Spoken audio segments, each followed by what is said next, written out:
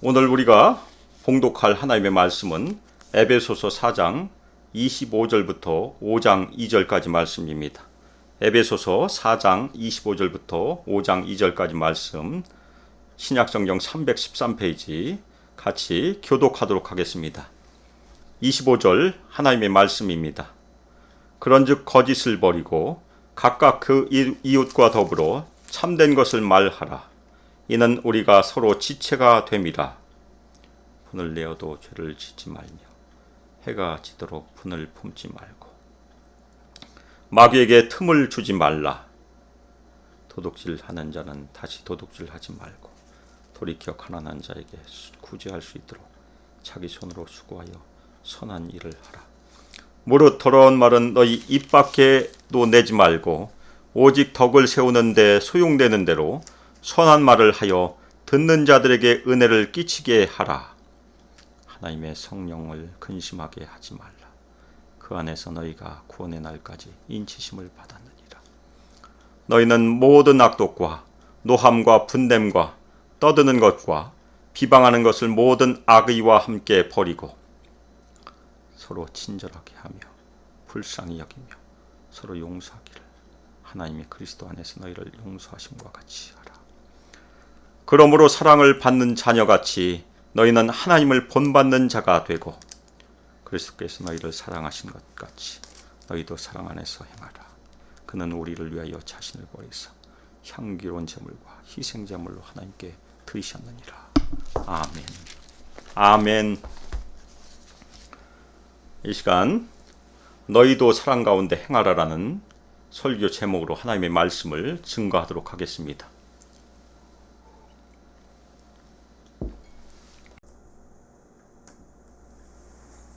하나님께서 이스라엘 백성들을 애굽에서 구원하시고 하나님의 백성을 삼으셨습니다. 그리고 하나님의 거룩한 백성으로 살도록 계명을 주셨습니다. 하나님께서 구약 신명기에서 백성들에게 계명을 베푸실 때 하나님께서는 이스라엘 백성들을 애굽으로 인도하여 내셨음을 반복해서 강조하십니다. 이것은 신앙의 원리가 항상 계명보다 앞선다는 것을 말해줍니다. 새 언약에서도 마찬가지입니다. 우리가 하나님의 은혜와 사랑으로 구원을 받아 새 언약의 백성이 되었다는 정체성이 먼저입니다. 그 정체성이 우리 삶을 좌우합니다. 옛 언약과 비교하여 새 언약의 특징은 우리에게 새 마음과 성령을 선물로 주셨다는 것입니다. 그런데 우리에게 주신 새 마음은 우리가 하나님의 법을 기뻐하고 자발적으로 순종한 마음입니다. 억지로 하는 것이 아닙니다. 우리는 이 땅에서 성령님의 도우심으로 성령의 능력으로 순종한 마음으로 주님의 사랑의 법을 성취하도록 부름받았습니다. 오늘 말씀에서 바울은 새 언약의 성도들이 공동체에서 따라야 할 덕목들을 열거합니다. 그런데 그 덕목들 안에 우리가 꼭 붙잡아야 할 신앙의 원리들이 등장하는데 그것들을 함께 마음에 새기기를 바랍니다. 25절은 그러므로란 말로 시작하므로 바울은 우리 신자들이 옛사람을 벗어버리고 새사람을 입는 것에 대해 더 구체적인 권면을 시작합니다. 먼저 바울은 거짓을 버리라 그렇게 권면합니다. 이것은 거짓을 벗어버리라는 말입니다. 지난주 말씀에서 옛사람을 벗어버리라는 그 권면의 실천의 말씀입니다. 시편 5편 6절에 의하면 하나님께서는 속이는 자, 거짓말하는 자를 싫어하십니다. 시편 5편 6절 거짓말하는 자들을 멸망시키리이다. 여호와께서는 피 흘리기를 즐기는 자와 속이는 자를 싫어하시나이다. 또한 거짓말은 사탄의 특징이라고 예수님께서 요한복음 8장 44절에서 말씀하셨습니다. 요한복음 8장 44절 너희는 너희 아비 마귀에게서 났으니 너희 아비의 욕심대로 너희도 행하고자 하느니라. 그는 처음부터 살인한 자요 진리가 그 속에 없으므로 진리에 서지 못하고 거짓을 말할 때마다 제 것으로 말하나니 이는 그가 거짓말쟁이요 거짓의 아비가 되었습니다. 대신에 바울은 각각 그 이웃과 더불어 참된 것을 말하라고 권면합니다. 서로 간의 정직은 상호 신뢰에 필수적입니다. 정직은 일반 사회에서도 필수적인 덕목이고 당연히 신자들 공동체 안에서도 필수적인 덕목임에 틀림이 없습니다. 그리고 각각이란 말은 우리 각 신자들에게 참된 것을 말하고 정직을 실천하는 책임이 있다는 것을 말해줍니다. 우리 모든 성도들 서로 참된 것을 말하기를 주님의 이름으로 축원합니다. 아멘. 우리가 예수 그리스도 안에서 새로운 피조물이 되었을 때 새 사람을 입어야 하는데, 새 사람을 입는 것에 당연히 악한 행실을 버리고 경건한 덕목들을 갖추는 것이 펌이 됩니다. 그러면 왜 우리는 공동체 안에서 경건한 덕목을 갖춰야 할까요?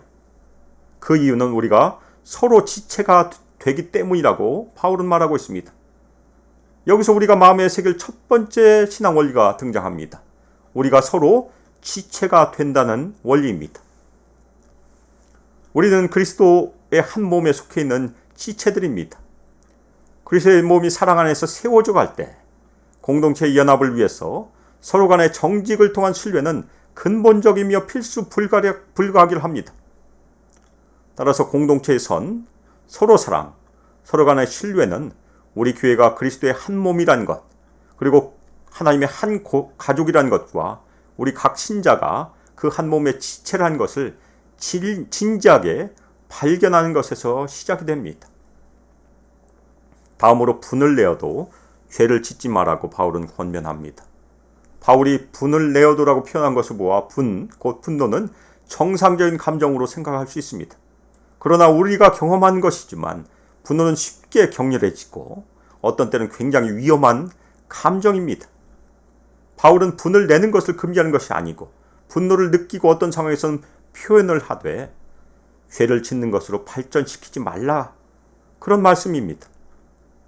이 권면은 바울이 시편 4편 4절을 인용한 것으로 이해를 하고 있습니다. 시편 4편 4절, 너희는 떨며 범죄하지 말지어다. 자리에 누워 심중에 말하고 잠잠할지어다. 히브리어 구약 성경을 번역한 개역개정에는 너희는 떨며 범죄하지 말지어다라고 되어 있지만 헬라어로 쓰여진 70인역은 오늘 본문에서 바울이 말한 것과 똑같습니다. 따라서 여기서 분노는 일반적인 분노가 아니고 우상 숭배에 대한, 불신앙에 대한 의로운 분노, 의분을 의미합니다. 따라서 우리 신자들은 공동체 안에서의 죄에 대해서는 의로운 분노를 표현할 수 있다고 이해할 수 있습니다. 그러나 의로운 분노라도 그것이 지나쳐서 자신이 죄에 빠지는 경지로 발전해서는 안 된다는 말입니다. 분노는 방치하면 마귀의 공격을 받을 수 있기 때문에 우리는 빨리 대처하여야 합니다.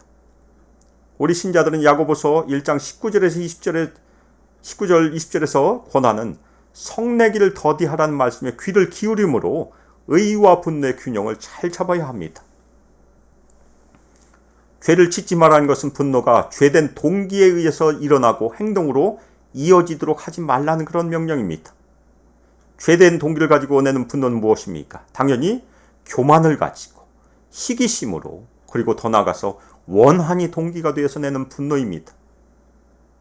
우리 모든 성도들은 이런 죄된 동기를 가지고 내는 분노를 당연히 금해야 합니다. 분노가 오래가면 사람들은 죄에 지는 상태에 이르게 됩니다.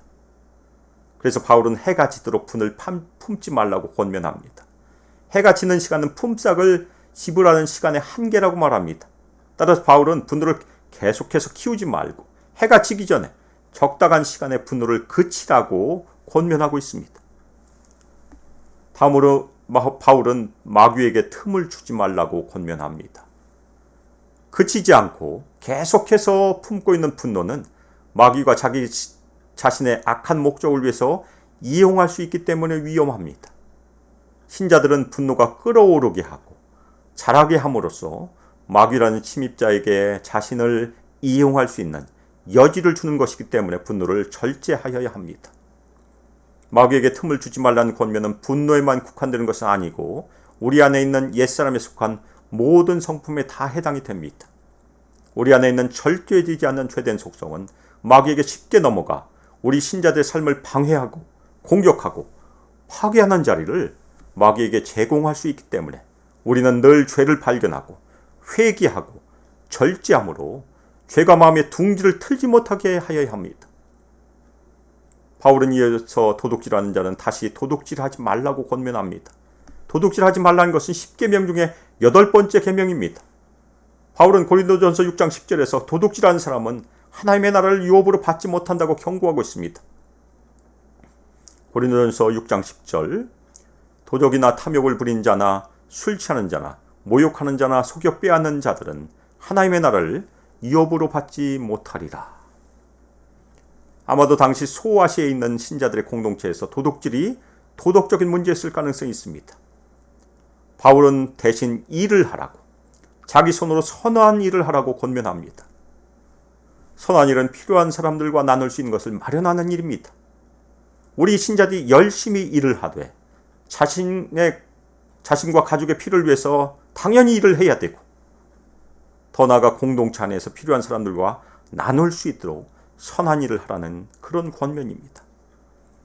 예수 그리스도께서 원하시는 서로 사랑을 실천하는 공동체는 자신만을 위하고 다른 사람을 등한시하는 사람은 아무도 없고, 모든 지체들이 연합하여 다른 사람의 필요를 위하여 헌신하는 사랑의 공동체입니다. 바울은 무릇 더러운 말은 너희 입 밖에도 내지 말라고 권면합니다. 여기서 더러운 말은 썩은 말이라는 의미입니다. 우리는 개인적으로나 가정적으로나 공동체적으로 다른 사람들의 마음을 상하게 하는 건강하지 못한 말을 입 밖에도 내지 말아야 합니다. 마음속에서 다른 사람을 향한 썩은 생각, 건강하지 못한 생각이 생겨나더라도 입 밖으로 내지 않도록 절제하고 그 생각을 회개함으로 즉시 잠재우는 것이 우리가 해야 할 일입니다. 나쁜 생각은 우리 생각을 수시로 침범합니다. 그런데 그 나쁜 생각이 우리 마음의 둥지를 틀게 하고, 더 나아가 말과 행동을 통해서 다른 사람을 상하게 하지 못하도록 우리는 책임을 가지고 우리 마음을 계속해서 다스려야 합니다. 우리는 대신에 오직 덕을 세우는 데 소용되는 대로 선한 말을 하여야 합니다. 서로를 섬기는 것은 위로하고 세워주고 도움이 되는 말을 실행하는 것입니다. 거꾸로 우리가 버려야 할 더러운 말은 무엇입니까? 남을 허물고 결국 공동체를 허무는 말입니다. 말은 사람을 세우기도 하고 허물기도 합니다.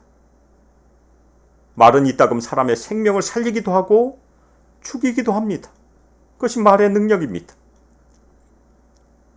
우리 신자들이 선한 말을 해야 하는 것은 듣는 자들에게 은혜를 끼치게 되도록 하기 위함입니다.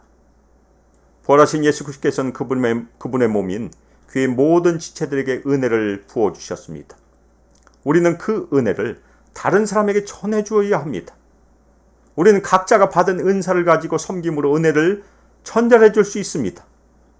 그리고 오늘 말씀에서는 선한 말을 통해서도 은혜를 전달해 줄 수 있다는 얘기입니다. 또한 우리 신자 모두는 필요한 사람들에게 축복을 전해주도록 부름을 받았습니다. 예수님께서도 마태복음 10장 12절에서 어느 집에 들어가든지 평안하기를 빌라고 제자들에게 명령하셨습니다. 이 어려운 시기에 서로 선한 말로 축복을 전해주므로, 서로 위로하고 서로 격려하고 서로 세워주므로 서로 사랑을 실천하기를 주님의 이름으로 축원합니다. 그리고 선한 말을 하는 것은 어려움 가운데 있는 신자들과 함께, 그리고 그들을 위해서 기도하는 것도 포함이 될 수 있습니다. 이 선한 말로 축복함으로 은혜를 끼치는 사역, 서로를 위해서 기도를 하는 사역은 우리 모든 신자들이 이 어려운 시기에 매일 실천할 수 있는 선한 사역입니다. 다음으로 하나님의 성령을 근심하게 하지 말라고 바울은 권면합니다. 더러운 말, 악한 말, 그리고 모든 거룩하지 못한 행동은 우리 안에 거하시고 우리가 거룩한 삶을 살도록 능력 주시는 성령님의 마음을 깊이 근심시킵니다. 우리 신자들은 성령님에 의해서 구원의 날까지 인치심을 받았습니다. 우리가 이미 살펴봤던 원리지만 우리 마음에 새길 두 번째 신앙의 원리가 우리가 성령님에 의해서 구원의 날까지 인치심을 받았다는 것입니다. 아멘. 하나님께서는 성령의 인치심으로 우리에게 성령을 선물로 주심으로 우리가 하나님께 속해 있음을 표시하셨습니다. 성령께서는 구원의 날까지 우리와 함께 계십니다. 우리는 하나님의 사랑과 긍휼과 자비로 구원을 받았습니다. 우리는 말과 행동에서 하나님께 불순종함으로 성령을 근심시키지 말고 자신을 쳐서 복종함으로 순종함으로 하나님을 기쁘시게 하시길 주님의 이름으로 축원합니다. 바울은 모든 악독과 노함과 분냄과 떠드는 것과 비방하는 것을 모든 악의와 함께 버리라고 권면합니다. 악독, 비러니스는 쓴맛을 상징합니다. 이 말은 마음 안에 있는 악함을 말합니다. 우리는 보통 이것을 마음의 쓴 뿌리라고 말하기도 합니다. 마음 안에 있는 악독이 표출되는 것이 노함과 분노입니다. 마음속의 악독이 분노로 연결이 되고 분노는 결국 더 커지면 떠드는 것으로 연결이 됩니다. 이 떠드는 것은 싸운다는 얘기입니다. 싸울 때 서로 소리 지르는 것이 떠드는 것을 의미합니다. 그런데 소리 지르는 것이 더 진행이 되면 비방하는 것으로 연결이 되는데 이것은 서로 악담을 퍼붓는 것, 저주를 퍼붓는 것이 바울은 이 모든 것이 악의, 곧 악덕이라고 얘기하고 있습니다. 악덕은 미덕의 반대로 공동체 삶에서 아주 파괴적인 것들을 지칭합니다. 우리 모두는 공동체를 해치는 모든 악덕을 버려야 합니다. 그리고 중요한 것은 우리 마음 안에 있는 악함, 쓴 뿌리를 말씀과 기도로 늘 잘 다스려야 합니다. 나오지 않도록. 그러면 우리 공동체 안에서 우리가 서로 지켜야 할 미덕은 무엇이 있을까요? 바울은 서로 친절하게 하며 불쌍히 여기며 서로 용서라고 권면합니다. 공동체 안에서 악한 마음으로 분노의 마음으로 상처를 주는 말들을 쏟아내는 것이 아니라 부드러운 마음으로 서로 친절히 대하고 불쌍히 여기며 자신을 공격한 사람을 용서하라는 그런 말씀입니다. 우리가 공동체 안에 서로 용서를 실천할 때 그 모델은 하나님께서 그리스도 안에서 우리를 용서하신 것 같이 하여야 한다는 것입니다. 여기서 세 번째 원리, 신앙의 원리가 등장합니다. 하나님께서 그리스도 안에서 우리를 용서하셨다. 아멘. 우리가 하나님께서 우리를 용서하신 용서를 체험한 만큼 우리는 다른 사람을 용서할 수 있습니다. 예수님께서 누가복음 7장 47절에서 죄를 지은 한 여자가 예수님께 나와 회개하고 용서를 받았을 때 옆에 있는 바리새인 시몬에게 사함을 받은 일이 적은 자는 적게 사랑한다고 말씀하셨습니다. 누가복음 7장 47절 이러므로 내가 네게 말하노니 그의 많은 죄가 사하여졌도다. 이는 그의 사랑함이 많음이라. 사함을 받은 이 적은 자는 적게 사랑하느니라. 이 말을 거꾸로 말하면 어떻게 됩니까?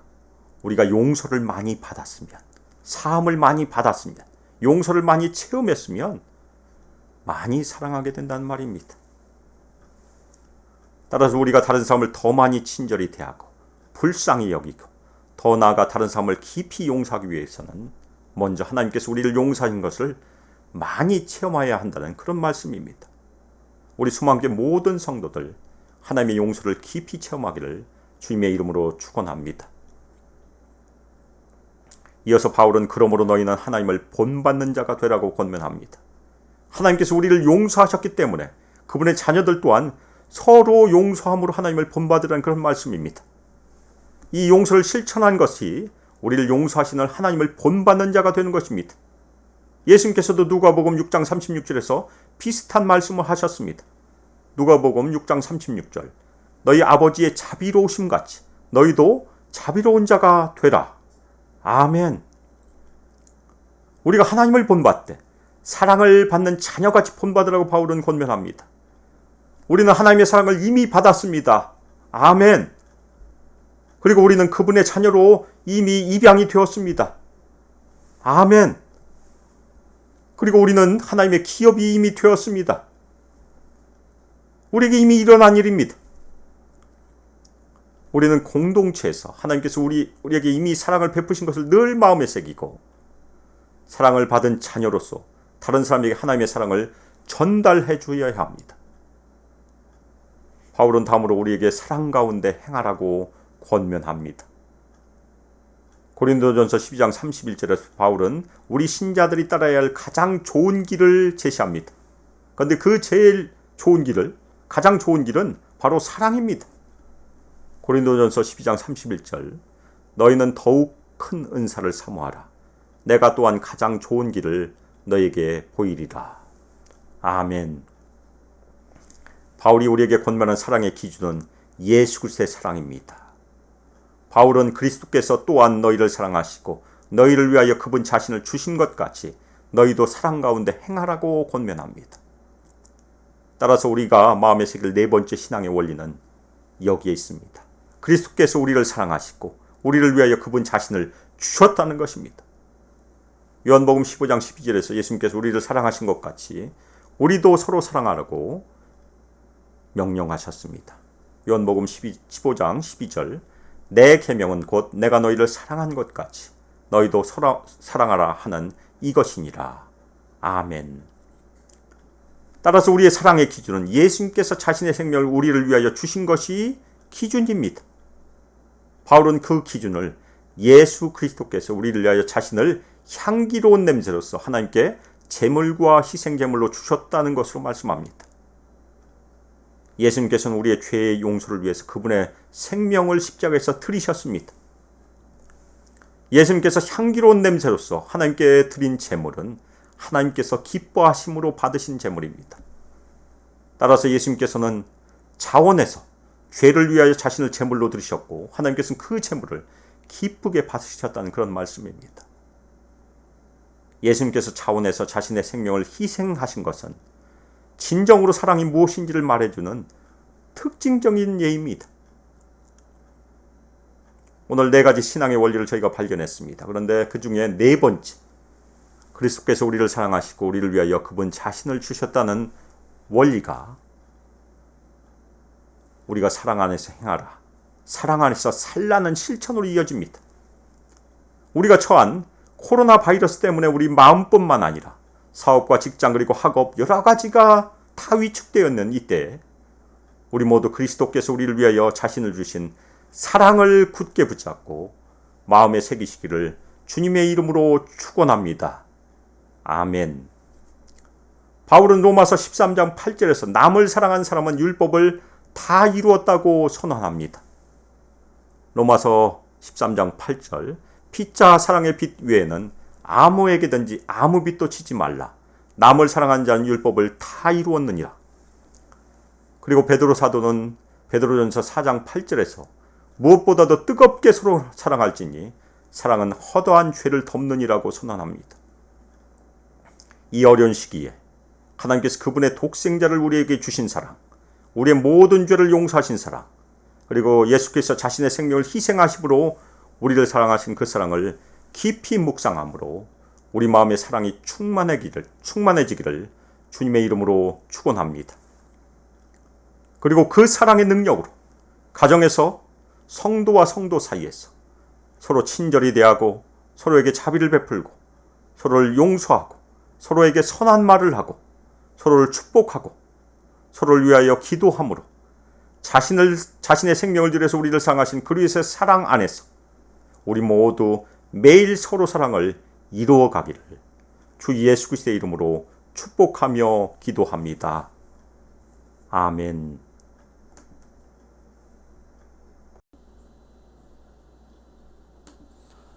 이 시간 말씀을 생각하시면서 합심해서 기도하는 시간을 갖도록 하겠습니다. 이 어려운 시기에 우리 모든 성도들 자신의 생명을 들여서 우리를 사랑하신 예수의 사랑으로 충만케 채워주셔서 가정에서 성도들 간에 그리스도의 사랑 안에서 서로 친절히 대하고 서로 용서하고 서로 선한 말을 하고 서로 축복함으로 서로 사랑을 더욱 풍성히 실천할 수 있기를 이 시간 합심해서 뜨겁게 기도하는 시간을 갖도록 하겠습니다. 기도하겠습니다. 이전 주 예수 그리스도의 은혜와 하나님의 사랑과 성령 하나님의 교통하심과 우리에게 권능 부어주시니 우리를 대신해서 십자가에서 죽으심으로 우리를 극진히 사랑하신 예수 그리스도의 사랑을 깊이 묵상하고 그 사랑으로 채움받아서 선한 말을 하며 서로 친절히 대하며 서로 용서하며 서로를 위해서 기도함으로 서로 사랑을 실천하여 우리 소망교회를 사랑으로 든든하게 세워가기를 결단하는 우리 소망교회 모든 가족 위에 함께하기를 주 예수 그리스도의 이름으로 축복하며 기도합니다. 아멘.